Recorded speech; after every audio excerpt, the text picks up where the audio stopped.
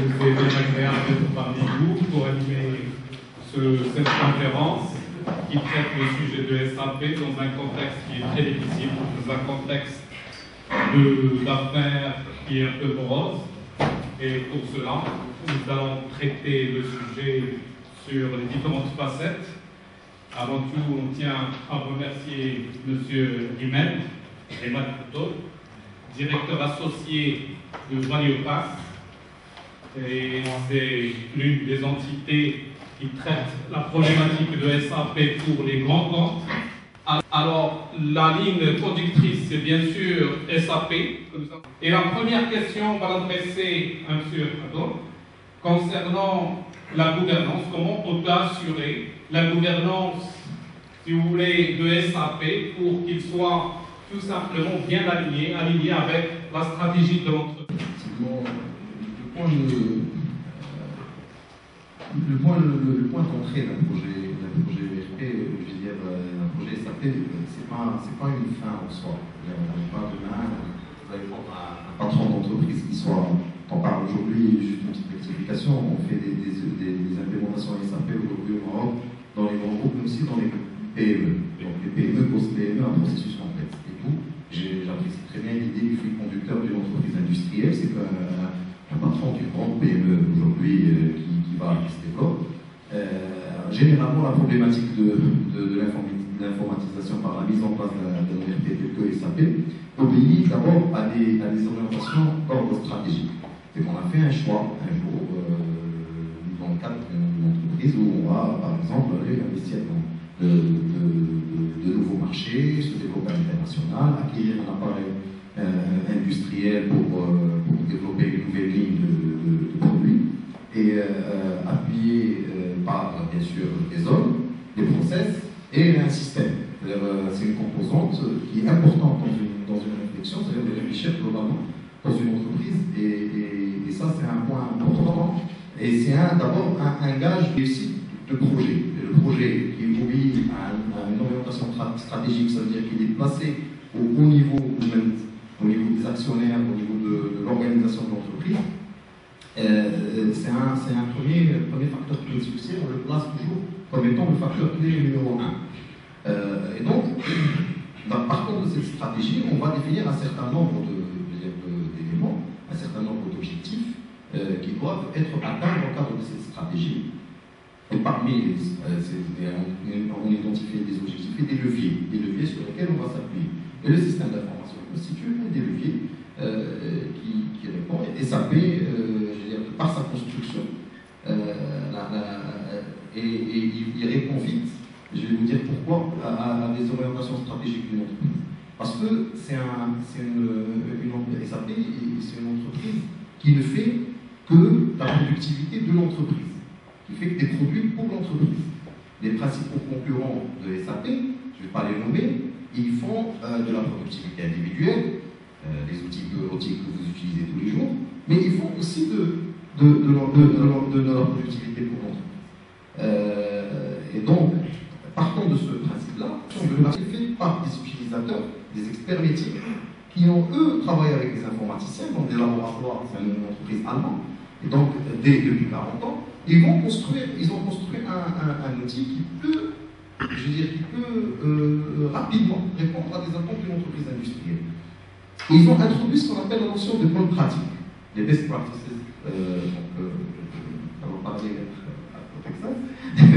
Les best practices sont inclus dans l'outil. Donc, quand on prend une entreprise au Maroc, par exemple, on va aller facilement, on va penser à la minoterie industrielle. Acheter du blé, on va faire une première transformation, deuxième transformation, on fait un moulin, on sort la farine, on va vendre la farine. Très bien, vous allez me dire, mais bon, la farine au Maroc, c'est réglementé, le prix du pain est réglé par l'ONICF, la législation, c'est un dirham 10, un dirham 20, si vous dépassez, c'est le prix. La distribution de la farine est assez traditionnelle, mais figurez-vous qu'on a beaucoup de clients qui sont dans la farine et à qui SAP a parlé. Et c'est des entreprises qui sont dirigées par des patrons d'entreprises qui ont investi beaucoup d'argent et qui ont vite compris l'intérêt stratégique d'un ERP parce qu'il vient avec les bonnes pratiques de management, et les bonnes pratiques informatiques, et les bonnes pratiques technologiques.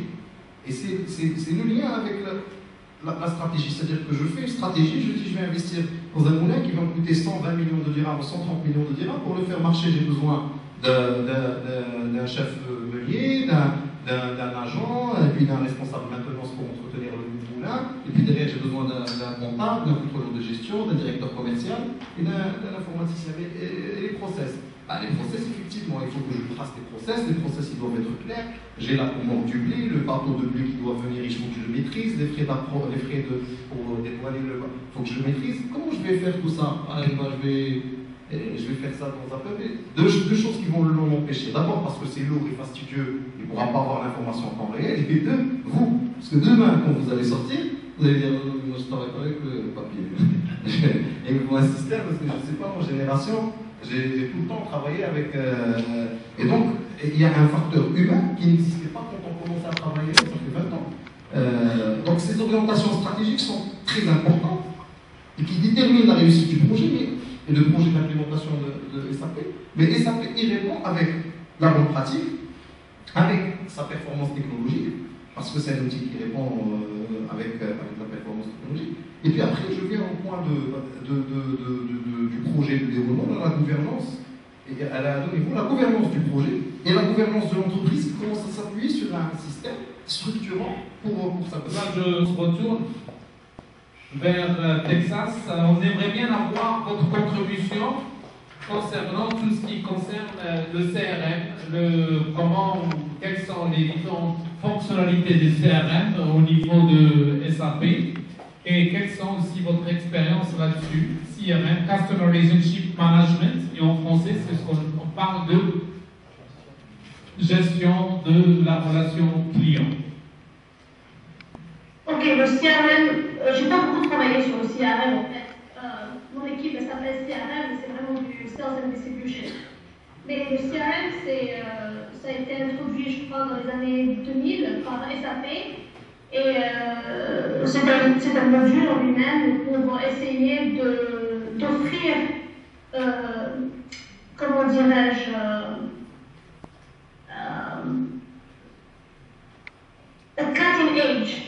cutting edge pour les sociétés, pour qu'ils puissent bien gérer leur clientèle. Donc, bien sûr, il y a toujours une compétition entre les entreprises pour être acceptées par un client. Donc, il y a des sous-modules sur CRM pour tout ce qui est marketing, gestion du client, une intégration avec la partie sales. Donc c'est des sous-modules qui sont faits pour aider les personnes qui se retrouvent face à face avec le client. Donc sales people, les représentants commerciaux. Et je peux aussi ajouter que avec tous les modules que M. Hadou a présentés, il y a aussi les solutions SAP. Donc, nous avons la solution Aerospace and Defense, la solution Retail, les solutions Oil and Gas. Et donc, ces solutions-là sont spécifiques pour les entreprises, par exemple dans le Oil and Gas, qui sont dans l'Aerospace. Et donc, par exemple, Oil and Gas, c'est bien sûr que SAP en tant que lui-même, si on nous donne SAP, il ne permet pas, bien sûr, de gérer le barrel, ou gérer le millilitre et tout ça. Donc il y a des introductions que SAP a faites à travers ces solutions. Et donc, comme on dit, effectivement, c'est très. Quand on introduit ces solutions-là, ça nous coûte encore plus cher. Et une fois que SAP est introduit, donc il y a toujours des développements à faire, il y a toujours un progrès vis-à-vis de l'entreprise. Donc, une fois que j'ai SAP, la plupart des entreprises qui ont installé SAP, leur chiffre d'affaires a augmenté. Et une fois que ça augmente, donc on peut toujours faire mieux. Et SAP aussi est en train de développer des solutions de plus en plus pour ces entreprises-là, pour ces demandes. c'est qu'on fasse un petit break questions-réponses.